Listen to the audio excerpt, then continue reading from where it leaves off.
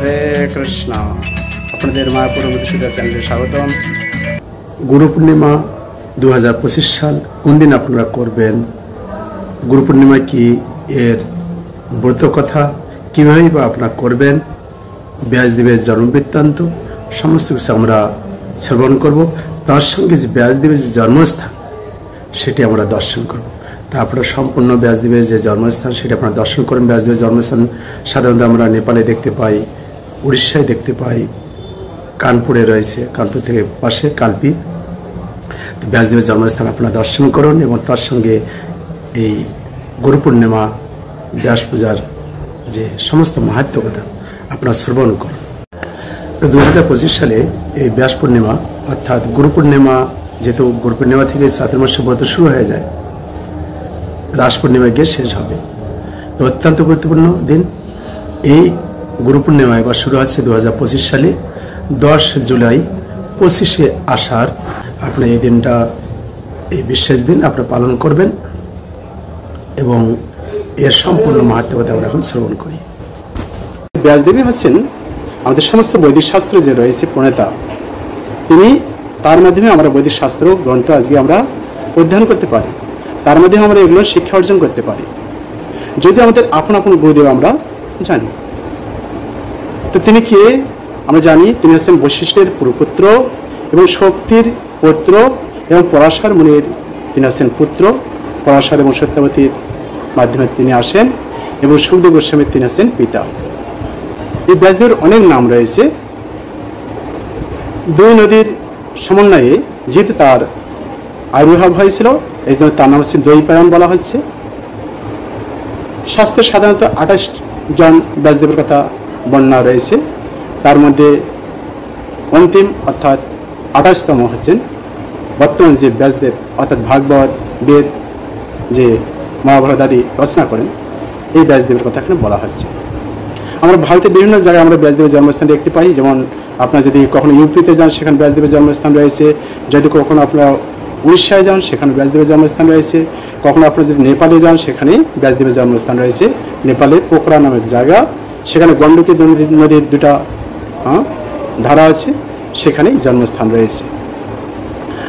যেহেতু তিনি দুই নদীর সমন্বয়ে তিনি আবির্ভূত হয়েছিলেন, এই জন্য তার নাম হচ্ছে দ্বৈপায়ন এবং তার বর্ণ যেহেতু কালো ছিল, এই জন্য হচ্ছে তার নাম হচ্ছে কৃষ্ণ, সামনে উল্লেখ করা হয় কৃষ্ণ দ্বৈপায়ন। আর বেদকে যেহেতু তিনি খণ্ডিত করেছিলেন, এই জন্য তার একটা নাম হচ্ছে বেদব্যাস। বেদ কোথা থেকে উৎস, বেদের উৎস কোথায়? ভগবান বিষ্ণুর বেদ আসেন, আর বেদকে যেহেতু তিনি খণ্ডিত করেন, ব্যাসদেব হচ্ছেন ভগবানের সপ্তমীর অবতার, তিনি এসে খণ্ডিত করেন, তাই তার নাম হচ্ছে কৃষ্ণ দ্বৈপায়ন, বেদব্যাস বলা হচ্ছে। আর যেহেতু তার চোখগুলো হচ্ছে অত্যন্ত উজ্জ্বল এবং মুখে তার পিঙ্গল বর্ণের দাড়ি ছিল, গোপ ছিল, এবং মাথায় তার কপিল বর্ণের জটা রয়েছে। আর যেহেতু তিনি জন্মর সাথে সাথেই তিনি মায়ের অনুমতি নিয়ে তখন তিনি তপস্যার জন্য চলে যান। তা আমরা জানতে পারি তিনি কখন আসেন, এই অর্থাৎ এই জুলাই মাস, অর্থাৎ সামনে যে পূর্ণিমাতে আবির্ভূত হন। অর্থাৎ এই গুরু পূর্ণিমার দিন থেকেই চাতুর্মাস্য শুরু হয়। চাতুর্মাস্য 4টা মাস: শ্রাবণ, ভাদ্র, আশ্বিন, কার্তিক। চাতুর্মাস্য বিষয়ে আমরা জানি 4 মাসে 4টে জিনিস কমপক্ষে বর্জন করা উচিত। শ্রাবণের 7, ভাদ্র মাস এবং নেক্সট। তো শ্রাবণের যেহেতু প্রথম দিন, চাতুর্মাস্যের প্রথম দিন, এই দিনটা বিশেষ গুরুত্বপূর্ণ দিন। আর তিনি কখন আসেন? ত্রেতা যুগ যখন শেষ হয়ে যায়, দ্বাপর যুগের শুরুতে অর্থাৎ মধ্যখানে সন্ধিক্ষণে তিনি আবির্ভূত হন। যুব পর্যায়ে যখন হয় তখন তিনি আসেন। তিনি সত্যবতীর গর্ভে পরাশর মুনির পুত্ররূপে তিনি আসেন। আমরা জানি পরাশর মুনি তিনি ঘটনাক্রমে তিনি সেই সত্যবতী, তার এক নাম ছিল মৎস্যগন্ধা, তার অনেক কাহিনী আছে। যেহেতু তিনি মৎস্য অর্থাৎ মাছের পেট থেকে তিনি বাইরে হয়েছিলেন, তার গা দিয়ে যেহেতু মৎস্য গন্ধ ছিল, মাছের গন্ধ ছিল, এই জন্য তার একটা নাম ছিল মৎস্যগন্ধা। পরবর্তীতে তিনি নৌকার মধ্যে যাচ্ছিলেন, প্রতিমধ্যে তাদের সমন্বয় হয় এবং কথা হয়ে যায়, এবং পরবর্তীতে অনেক বড় কাহিনী, যেহেতু আমরা ডিটেলস বলছি না। তো সত্যবতীর তখন তিনি যদিও রাজি ছিলেন না, পরবর্তীতে তিনি রাজি হয়ে যান। তার অর্থাৎ ব্যাসদেব পড়ার সময় দেখলেন যে এই শুভক্ষণে যদি কোনো সন্তান আসে তিনি জগতের কল্যাণ করবেন, এই জন্য পরশুরাম দেখলেন যে এই সময়টাকে মিস করা ঠিক হবে না, এই জন্য তিনি সত্যবতীর মাধ্যমে তিনি এই সন্তান নিয়েছিলেন। তিনি ছিল ব্যাসদেব। তো তিনি এসে কি করেন, তিনি এসে সমস্ত রকম আমাদের জগজীবের কল্যাণের জন্য অনেক কিছু তিনি করে যান। তিনি প্রথম কি করেন, বিশেষ করে যেহেতু তিনি এই পূর্ণিমার দিন তিনি আবির্ভূত হয়েছিলেন, এই জন্য তার একটা নাম হচ্ছে গুরু পূর্ণিমা বলা হচ্ছে এই দিনে। আর গুরুদেব হচ্ছেন ব্যাসদেবকে কেন বলা হচ্ছে, যদি আমাদের গুরুদেব রয়েছে, ব্যাসদেব হচ্ছেন জগৎগুরু। তিনি জগতের কল্যাণের জন্য, জগতের শিক্ষা দেওয়ার জন্য এই বিষয়ে তুলে ধরছেন। আমরা এই বিষয়ে বায়ু পুরাণেও আমরা দেখতে পাই, সেখানে এই বিষয়ে তুলে ধরছেন যে তিনি আসবেন এবং বেদকে খণ্ডিত করবেন, বেদ মহাভারত তিনি রচনা করবেন। এবং এই বিষয়ে ভাগবতের প্রথম স্কন্ধের 4র্থ অধ্যায়েও এই বিষয়ে সুন্দরভাবে বর্ণনা দিয়েছেন। তাহলে ওদিকে তিনি কথা দিয়ে যান যে আমি তপস্যা যাচ্ছি, যখনই আপনি স্মরণ করবেন আমি তাৎক্ষণিকভাবে সেখানে আসব। এবং অম্বালিকা এবং অম্বিকার গর্ভে তিনি কীভাবে সন্তান নেওয়া যায়, ব্যাসদেবের মাধ্যমে পরবর্তীতে পাণ্ডু, ধৃতরাষ্ট্র, পাণ্ডু এবং বিদুরের জন্ম হয়। তা আমরা দেখতে পাই তার মনটা কিরম ছিল, তিনি হচ্ছেন ক্ষীর সমুদ্রের মতো। এখানে বলা হচ্ছে যে বৈদিক শাস্ত্রগুলো হচ্ছে অমৃতের সঙ্গে তুলনা করা হয়েছে। তার যে দয়া গুণ, তিনি করুণা প্রদর্শন করছেন, সেটা মন্দার পর্বতের মতো। তিনি মন্দার পর্বত দিয়ে যেহেতু সমুদ্র মন্থন করা হয়েছিল, সেই দণ্ডের সঙ্গে তুলনা করা হয়েছে, এবং তার মন হচ্ছে ক্ষীর সমুদ্রের সঙ্গে তুলনা করা হয়েছে। আমরা দেখতে পাই যে শাস্ত্র আছে অমৃতের সঙ্গে তুলনা করা হয়েছে। এখানে ভাগবতের প্রথম স্কন্ধে দ্বিতীয় নম্বর শ্লোকে এই বিষয়ে তুলে ধরছেন। এই জন্য গীতা ভগবান বলছেন 10ম অধ্যায় 37 নম্বর শ্লোকে, আমি হচ্ছি ব্যাস, অর্থাৎ যে ব্যাসদেব রূপে তিনি জগৎজীবের কল্যাণের জন্য তিনি কী করে গেছেন, তাই না? এই জন্য আমাদের এই দিন তাহলে কী করা উচিত, আমাদের অবশ্যই কমপক্ষে ব্যাসদেবকে আমাদের পুষ্পাঞ্জলি অর্পণ করা উচিত, ব্যাসদেবের স্তুতি করা উচিত। আমরা সাধারণত আমরা গ্রন্থ অধ্যয়ন করছি, পাঠ করার আগে আমরা কি অধ্যয়ন করি, ওম নারায়ণ নমস্কৃতং নরঞ্চৈব নরোত্তমম দেবীং সরস্বতীং ব্যাসং তথা জয় মুদ্রেদ। আমরা সবাইকে একসাথে প্রণাম করি। এই জন্য ব্যাসদেব যেহেতু আমাদের আদি গুরু অর্থাৎ জগৎগুরু, তিনি জগৎজীবের কল্যাণের জন্য এই জন্য করছেন, তো এই জন্য তিনি হচ্ছেন আমাদের একমাত্র পূজনীয়। তো অবশ্যই এই দিনে ব্যাসদেবের যদি আলক্ষ্য থাকে, আপনার ব্যাসদেবের আলক্ষ্য আপনার পূজা করবেন, এবং বিশেষ করে তিনি আরও খুশি হবেন যদি আপনি এই দিনে গীতা ভাগবত অধ্যয়ন করেন। তো গীতা ভাগবত কেন অধ্যয়ন করা উচিত, এখানে বলছেন দুগ্ধম গীতম মিতম মহত, অমৃতের সঙ্গে দুগ্ধের সঙ্গে তুলনা করা হয়েছে। আর ভাগবতম কি, ভাগবতম রসমালয়ম, এখানে বলা হচ্ছে তিনি 4 বেদ রচনা করেছিলেন, এবং উপবেদ মানুষ বুঝতে পারে না, ভালো সঠিক মতো বেদের কথা বুঝতে পারবে না। এই জন্য তিনি কী করলেন, যাতে সবাই বুঝতে পারে, এই জন্য এই কথাগুলোকে সুন্দরভাবে তিনি পুরাণ আকারে রচনা করলেন। 18টা পুরাণ রয়েছে, 18টা উপপুরাণ রয়েছে, এবং এরপর আরও সহজ সরলভাবে যারা সবাই যাতে এই কিছুটা ধরেই বুঝতে পারে, এই জন্য এই কথাগুলোকে সুন্দরভাবে তিনি পুরাণ আকারে রচনা করলেন।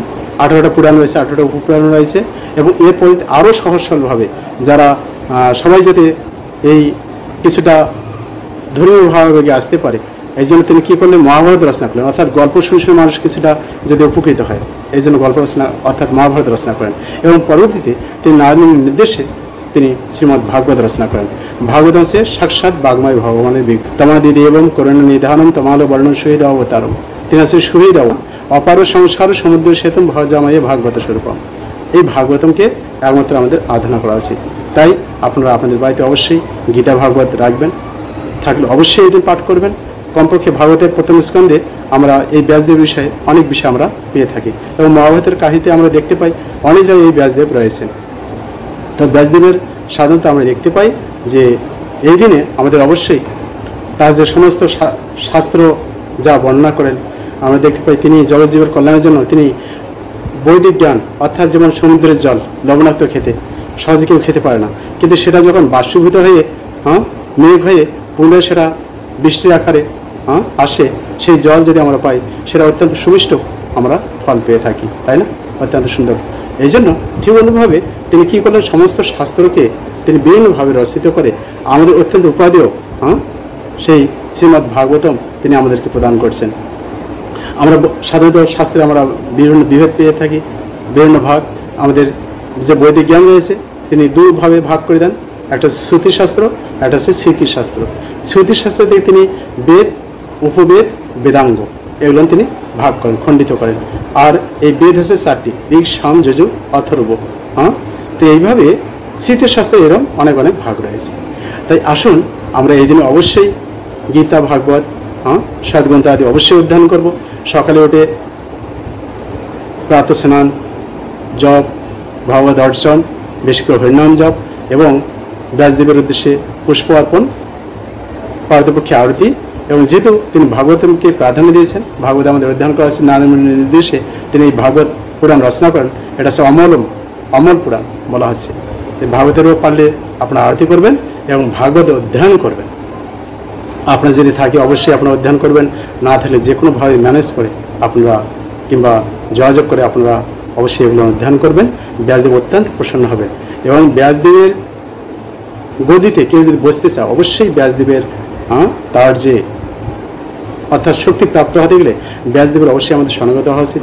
ব্যাসদেবের কাছে শক্তি আমাদের কামনা করা উচিত, ব্যাসদেবের কাছে প্রার্থনা করা উচিত, যাতে ব্যাসদেব তিনি পরেতে আমরা দেখতে পাই কীভাবে নারায়ণের নির্দেশে তিনি কীভাবে এই গ্রন্থ তিনি জগৎজীবের কল্যাণে অনেক কিছু রচনা করছেন, কিন্তু পরবর্তীতে আমরা দেখতে পাই নারায়ণ বলছেন যে তুমি যা কিছু রচনা করছো জাগতিক মানুষ আরও তারা বিভ্রান্ত হবে, এই জন্য তুমি এক কাজ করো, অমল পুরাণ রচনা করো। এই জন্য তিনি ভাগবত রচনা করেন। এই জন্য আপনারা এই দিনে অবশ্যই ভাগবত বিতরণ করুন, প্রচার করুন, অধ্যয়ন করুন এবং পারতপক্ষে আপনাদের গুরুদেবেরও সহসা আপনাদের গুরুদেব সেখানে আলোক্য রাখতে পারেন এবং সেখানে আপনারা পুষ্পাঞ্জলি অর্পণ করুন, কেননা গুরুদেব আছেন ব্যাসদেবেরই প্রতিনিধি। তাই আপনারা যেখানেই আপনারা থাকবেন আপনার পারতপক্ষে ব্যাসদেবকে স্মরণ করবেন। ওম নারায়ণ নমস্কৃতং নারায়ণ চৈব নরোত্তমং দেবীং সরস্বতীং ব্যাসং তস্मै মধ্যে ব্যাসদেবের উদ্দেশ্যে প্রণতি জ্ঞাপন করবেন, ব্যাসদেবের কাছে আশীর্বাদ প্রার্থনা করবেন এবং ভাগবত গ্রন্থ অধ্যয়ন করুন, বেশি করে হরিনাম করুন। এবং যেহেতু শ্রাবণ মাসের প্রথম মাস শুরু হচ্ছে এই দিন থেকে, প্রথম দিন, এই জন্য অবশ্যই নিরামিষ খাওয়ার চেষ্টা করবেন। যারা নিরামিষ খান তারা খুব ভালো, আপনারা ভালো করে ভজন সাধন করার চেষ্টা করুন, অর্থাৎ যে নিয়মাবলী দেওয়া আছে এর আগে। আর যদি না হয় যারা আমিষ খান তারা এই 4 মাস আপনার নিরামিষ খাওয়ার চেষ্টা করুন। কমপক্ষে আপনারা সপ্তাহে 2 দিন যদি নিত্যন্ত না খেতে পারেন কমপক্ষে আস্তে আস্তে কমিয়ে দেন এবং আস্তে আস্তে পূর্ণাঙ্গ নিরামিষ হওয়ার চেষ্টা করুন। আর আপনারা আস্তে আস্তে ভালো ভক্ত হওয়ার চেষ্টা করুন। আর নিত্যান্ত যদি তাও না পারেন কমপক্ষে 4 মাসে 4টে জিনিস বর্জন করবেন, তার মধ্যে প্রথম মাস আছে শাক বর্জন করবেন। ধন্যবাদ সবাইকে। হরে কৃষ্ণ। নিত্য নতুন আপডেট পেতে আপনারা আমাদের সাথে যুক্ত থাকুন এবং অন্যদেরকে আপনারা এটি শেয়ার করে অন্যদেরকে আপনারা নিত্য নতুন আপডেট পেতে সহযোগিতা করতে পারেন।